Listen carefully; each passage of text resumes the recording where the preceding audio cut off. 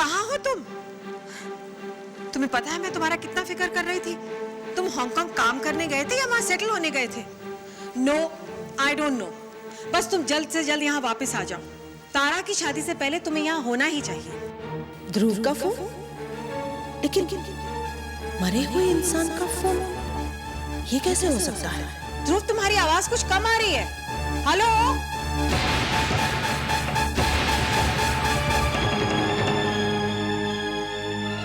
हाँ मामा, मुझे भी आपकी बहुत याद आती है। नहीं माँ, आप मेरी चिंता मत कीजिए, मैं खाना वक्त पर ही खाता हूँ। पापा कैसे हैं? पहले से तो बेहतर है, तुम्हें बहुत याद करते हैं। मामा, पापा से कहना मैं भी उन्हें बहुत याद करता हूँ। उन्हीं के आशीर्वाद से उनके सारे सपने पूरे करूंगा। और सुनो, तारा की शादी तक तुम्हें हर हाल में यहाँ पहुँचना है, समझ गए? मामा, आपकी आवाज साफ नहीं आ रही है, शायद नेटवर्क में प्रॉब्लम है। मामा, मैं आपको दोबारा फोन करूंगा। बाय मामा, बाय। अरे कविता, किसका फोन? ध्रुव का फोन था, आपसे बात करवाने ही जा रही थी, नेटवर्क बिजी हो गया। अगली बार फोन आएगा ना तो सबसे पहले मुझसे बात करूंगा। अच्छा, अभी आप बैठ जाइए। ध्रुव का नाम सुनते ही पापा जी के चेहरे पर कैसी खुशी छा गई। पापा जी की खुशी के लिए इस झूठ को मुझे निभाना ही होगा। हम एक माँ के दिल को टूटने से बचाने की कोशिश कर रहे हैं, अपने दिल के जख्मों को छुपाने की कोशिश कर रहे हैं। हम कुछ गलत नहीं कर रहे।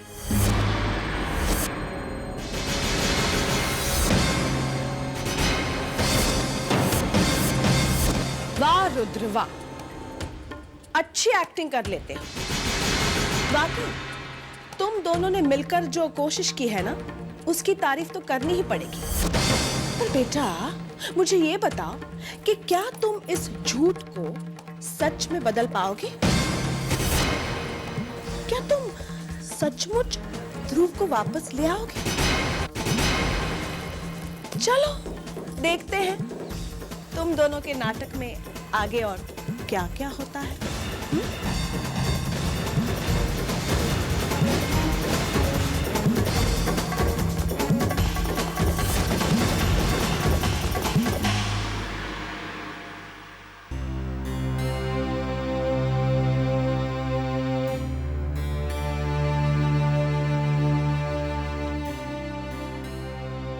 अंतरिक्ष बेटा, मुझे तुमसे कुछ बात करनी थी।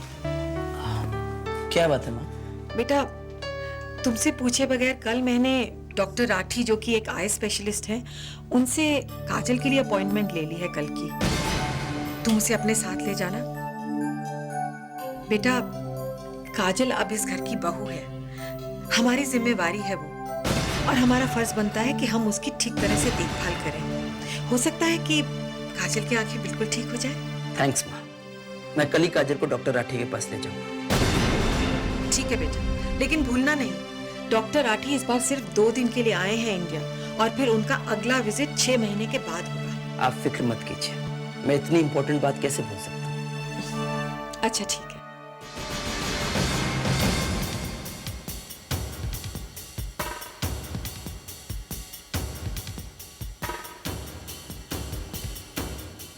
तुम काजल को किसी भी आई स्पेशलिस्ट के पास नहीं ले जाओगे। आप ये क्या बात कर रही हैं माँ? कविता माँ ने तो अपॉइंटमेंट भी ले लिया। अपॉइंटमेंट ली है तो वो कैंसिल भी हो सकती है। ये समझ में नहीं आता अंतरिक्ष कि तुम्हारी अकल पर पत्थर क्यों पड़ गए हैं। कविता माँ की बातों में आकर तुम अपनी और मेरी जिंदगी मुश्किल में डाल दोगे, ये समझते क्यों नहीं हो तुम? देखो बेटा, काजल की आंखों की रोशनी अगर लौट आएगी तो हम दोनों की जिंदगी हमेशा हमेशा के लिए अंधेरों में गुम हो जाएगी। जरा सोचो, जब काजल देखने लगेगी तो वो हम दोनों को पहचान जाएगी और जान जाएगी कि उस एक्सीडेंट के लिए हम दोनों ही जिम्मेदार थे। और ये जानने के बाद उसकी आंखों में और उसके दिल में जो नफरत का तूफान उठेगा ना, उसे शायद मैं बर्दाश्त कर पाऊंगी, पर क्या तुम उस नफरत के तूफान को झेल सकोगे? सोचो, अच्छी तरह सोचो।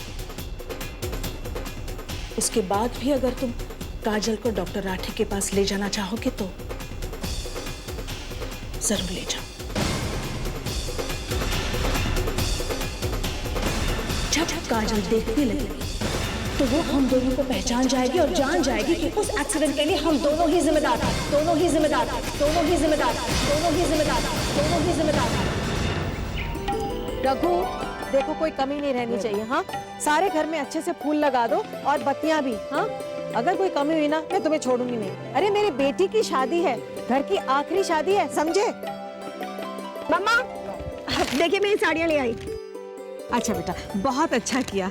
अरे मेरी बेटी आजकल कितनी खूबसूरत लग रही है तू। हाँ? वैसे मम्मा आपने ध्रुव भैया से कह दिया ना कि जब तक वो यहाँ नहीं आएंगे उनकी तारा मंडप पर नहीं बैठेगी। बहन है तो एक मौका तो मिलता है ना भाइयों पर हक जमाने का। वैसे मेरी ध्रुव से आज बात हुई थी, कह रहा था कि वो आने की कोशिश करेगा। No no no no no no, कोशिश उन्हें यहाँ आना ही होगा, वरना मैं शादी नहीं करूंगी। बेटा, हो सकता है ये कि तुम्हारी शादी हो और ध्रुव भैया यहाँ ना हो। हाँ? माँ, मुझे एक जरूरी काम की वजह से आज ही पुणे जाना पड़ रहा है। ये क्या बेटा, ध्रुव भी यहाँ नहीं है और तुम भी पुणे जा रहे हो। बेटा, बहन की शादी के लिए तो तीनों भाइयों को मिलके काम करना पड़ेगा ना। माँ, आप चिंता मत कीजिए, मैं कल शाम तक वापस आ जाऊंगा।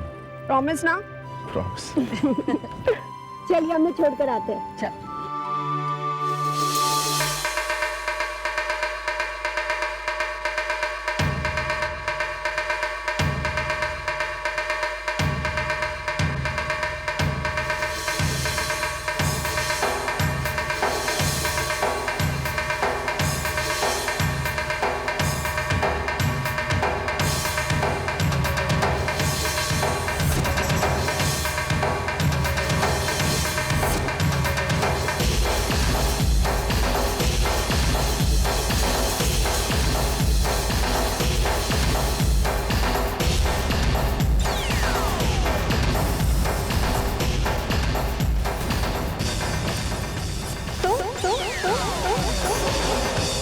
डॉक्टर साहब ये यहाँ क्या कर रहा है? ये आपके पति है, मिस्टर अंतरिक्ष रायजादा।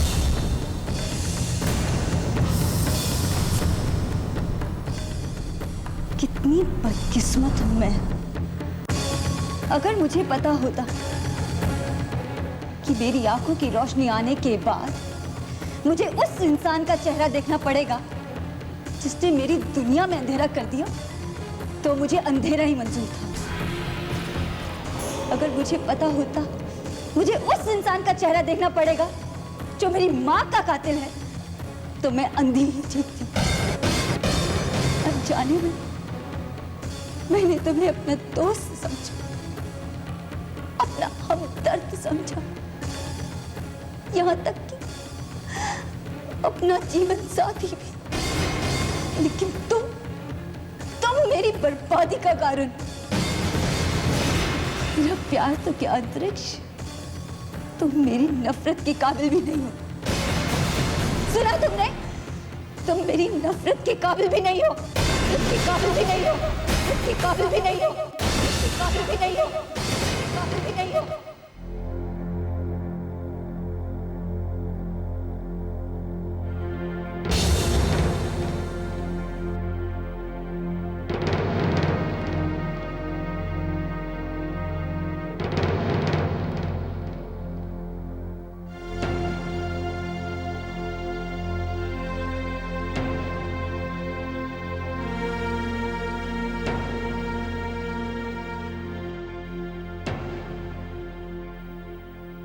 काजल की आंखों की रोशनी अगर लौट आएगी तो हम दोनों की जिंदगी हमेशा हमेशा के लिए अंधेरों में गुम हो जाएगी। उसकी आंखों में और उसके दिल में जो नफरत का तूफान उठेगा ना, उसे शायद मैं बर्दाश्त कर पाऊंगी। पर क्या तुम उस नफरत के तूफान को झेल सकोगे?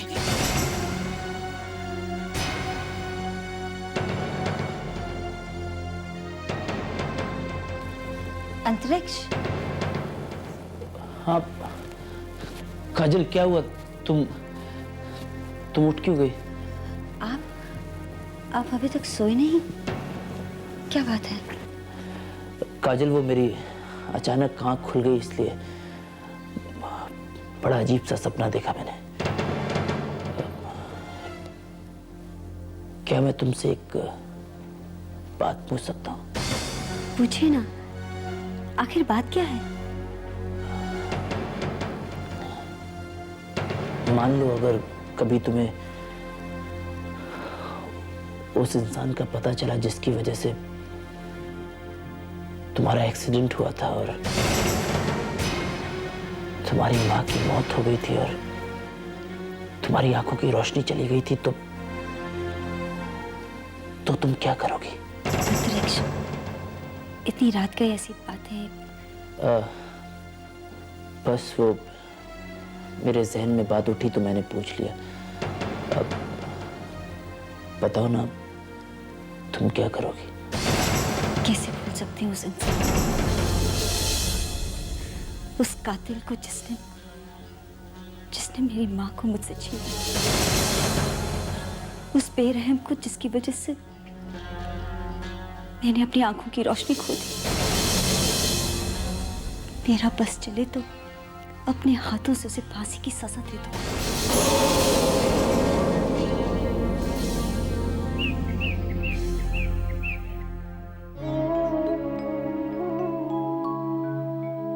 निहारिका, आज ध्रुव को गुजरे हुए पूरे 13 दिन बीत चुके हैं।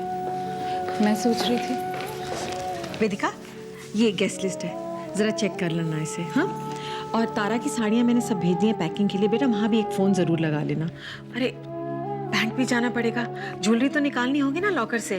और तारा के ब्यूटिशियन के साथ अपॉइंटमेंट ज़रूर रख लेना। हाँ दीदी, मैंने सोचा है मैं भी तारा की शादी में ना ब्यूटिशियन से मेकअप कराऊंगी, ऐसे हेयर स्टाइल बनाऊंगी। सोच रही हूँ पूरे बरामदे में से छोटी छोटी छोटी लाइटें लगाऊंगी, पूरी शादी में से टिप टिप करते फिरूंगी। अंतरिक्ष बेटा, वो केटरर से अपॉइंटमेंट रखनी थी। अब रुद्र तो यहाँ है नहीं और ध्रुव भी नहीं आया वापस, तो बेटा केटरर से तुम ही अपॉइंटमेंट ले लो ना। लेकिन उससे पहले काजल को आई सर्जन के पास जरूर लेके जाना। हाँ, बहुत जरूरी है वो। नहीं, अंतरिक्ष कहीं नहीं जाएगा। वो मेरे साथ आ रहा है।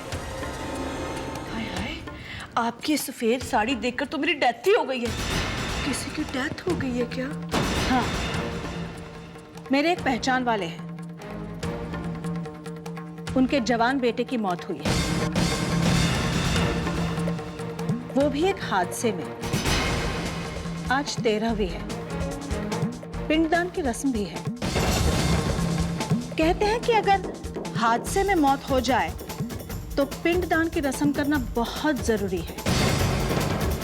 अगर ऐसा नहीं किया तो मरने वाले की आत्मा भटकती रहती है। लेकिन अंतरिक्ष का आई सर्जन के पास जाना बहुत जरूरी है। कविता, काजल मेरी बहू है, उसके लिए क्या अच्छा है, क्या बुरा है, क्या जरूरी है, क्या जरूरी नहीं है, उसका ख्याल मैं रखूंगी। तुम अपनी इन 2 बहुओं का ख्याल रखना, ठीक है?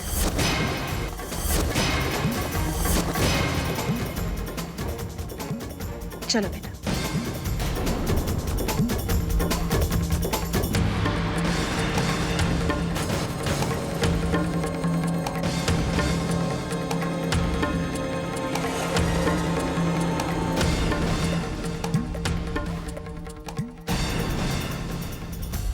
तो आज भी डॉक्टर से ना मिलने का बहाना बन ही गया। मतलब साफ है, ये दोनों माँ बेटा चाहते ही नहीं कि काजल की आंखों की रोशनी वापस आए। मगर क्यों? ये ऐसा क्यों नहीं चाहते? ये क्यों चाहते हैं कि काजल अंधेरों में ही घिरी रहे? क्यों? चलो मेरे साथ। कहाँ? पंडित जी, आपसे कुछ पूछना चाहते थे। हाँ, पूछिए। पंडित जी, अगर कोई असमय मृत्यु को प्राप्त हो जाए और मृतक का शरीर भी न मिला तो उसकी आत्मा की शांति के लिए क्या करना चाहिए? उसके लिए विशेष पूजा होती है। ऐसे मृतक की आत्मा की शांति के लिए पिंडदान करना अति आवश्यक होता है और यह पूजा मृतक का पिता या भाई या पुत्र ही कर सकता है। पर ये तो बताइए, मृत्यु हुई किसकी है? मेरे पति।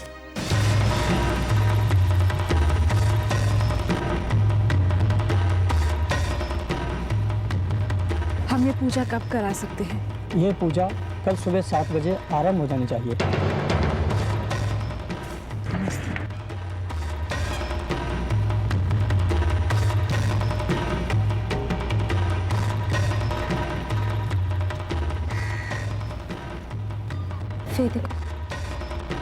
पंडित जी ने कहा है कि पूजा कल सुबह 7 बजे होनी चाहिए, लेकिन रुद्र तो किसी बहुत जरूरी काम से पुणे गए। पर पंडित जी के अनुसार ये पूजा सिर्फ मृतक का भाई, पिता या पुत्र ही कर सकता है। अब हम क्या करेंगे? ये पूजा मैं करूंगी।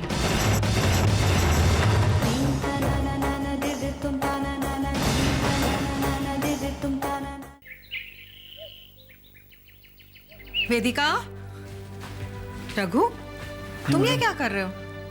और वेदिका कहाँ है? मैडम वो मुझे बोल के नहीं गई, कहीं बाहर गई हैं। शायद मंदिर गई होगी तारा की शादी के लिए पूजा करने। मैं भी मंदिर हो आती हूँ।